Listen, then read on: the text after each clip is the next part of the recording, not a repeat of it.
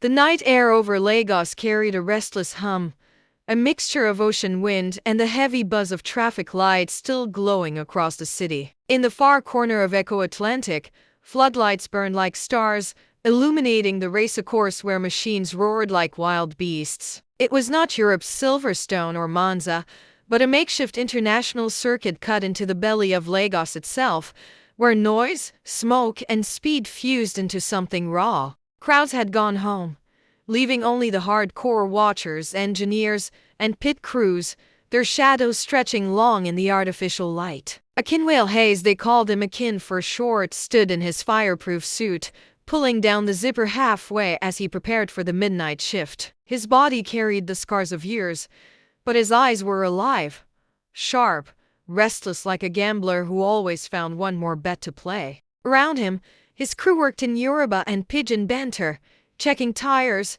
shouting numbers, warning him that the Porsche had dropped to 7th place. "If you can just hold that position till sunrise, maybe we go lucky," his teammate teased, sweat shining on his forehead. Akin only smirked. Luck had nothing to do with it. The moment he strapped into the cockpit, the car became his bloodline. Music pulsed faintly from a radio left on in the garage, Fuji beats mixing with the low growl of engines. The pit marshal dropped his hand. Akin shot forward. The Lagos night lit up with the howl of his car cutting into turn 3. By the third lap, he had risen to 4th. When another car's brakes failed, Akin snatched 3rd. The BMW in front of him tried to squeeze, blocking every angle, but Akin knew Lagos traffic taught a man patience and daring at once. He waited, then attacked from the outside, brake disc screaming fire. The BMW skidded into grass, and Akin roared past into the lead. His crew shouted like men who had just witnessed masquerades tearing through the village square. "That know how to race," they cried into the headset. By dawn, he delivered the car in first place to his teammate. When they shoved the trophy at him later, Akin refused to touch it. "Bad luck," he muttered, though he gladly pocketed his bonus envelope. To him, every race was a beginning and an ending. He lived like a man always walking away from something unfinished. That night, under Victoria Island's neon lights, he met his old friend Rubini. Everyone called him Ruben, wrapped in a Gucci suit that sparkled too loud for the humid evening. They hugged, joked about old days racing dusty tracks in Port Harcourt. But Ruben's laughter carried worry. He confessed, Apex GP, his Formula One team, was dying. Investors threatened to sell. No wins, no points, drivers quitting. "Akin, a beg, I need you." Akin shook his head. Formula One was for fresh legs now. Children barely out of university, brought up in academies in Europe. Not for old men with broken pasts. Ruben leaned close. "You're not washed up. You're the one who makes teams better."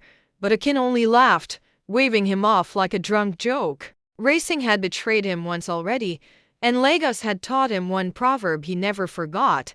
When a snake bites you once, every rope begins to look like a snake. Joshua Adeyemi, the rookie, struggled meanwhile in practice laps. The car was wild, understeering one corner, oversteering the next. Engineers quarreled, confused. PR staff told him to smile for cameras, pretend he loved his new teammate, even though his rival Luca Cortez mocked him. Sponsors whispered. Investors warned Ruben, if Joshua didn't deliver soon, he'd be gone. Joshua ignored it all when he got home to his mother in Surulere, where ceiling fans hummed and the smell of egusi soup filled the corridor. She told him what his late father once told her, "Keep your head down.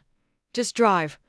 Her words were soft, but they cut deeper than all the noise outside. Days later, Ruben dragged Akin to the Apex GP garage in London. He introduced him to Kate, the no-nonsense technical director who kept her braids tied tight and her tools tighter. To Dodge, a mechanic whose hands were always stained black. And to Casper, the team principal who never smiled. And finally to Joshua, the rookie with tired eyes. "When last did you win?" Casper mocked. "Sunday," Akin answered calmly. "Daytona and Formula One. Same as you." "Never." They scoffed, but Ruben defended him. "He's not auditioning for us. We're auditioning for him."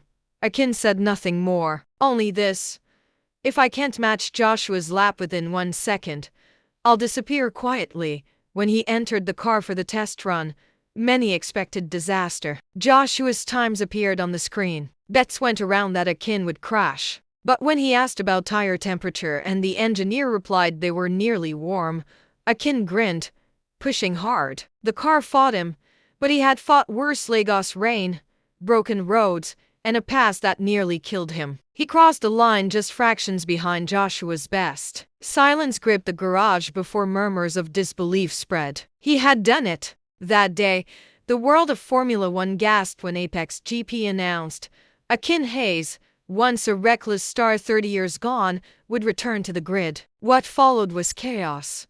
Clashes with Joshua, spins, near crashes, victories that slipped away like pepper soup spilled on the ground. Akin and Joshua argued like brothers forced to share one inheritance, both proud, both wounded by fathers who left too early. In Lagos, people gathered in bars, on street corners, even by Buka televisions to watch. They saw not only speed, but family drama, cultural fire, and the stubbornness of men who refused to kneel to time. Through setbacks and sabotage, Akin taught Kate to build the car for combat, not comfort. He mentored Joshua in moments between quarrels, showing him that racing was not about fame or sponsors, but about that rare silence inside the storm where everything clicked. And when at last, in Abu Dhabi, Apex GP fought tooth and nail against giants, the underdogs pulled a miracle. Joshua stormed forward, Akin defended like a bull, and the team moved in rhythm like a Yoruba drumbeat,